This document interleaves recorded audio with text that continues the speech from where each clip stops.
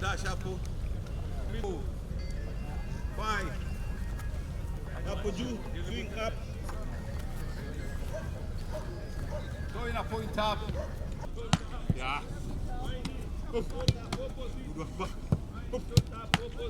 come, go back, come. Everything is possible in football because I mean in sport huwezi jua what happens in the next minute, so you can take chances with it. So to me everything is possible. I believe the national team Kenya has everything to qualify for the World Cup just like any other team, and that's why we are here, and now we are number 2 and we are aiming to be number 1.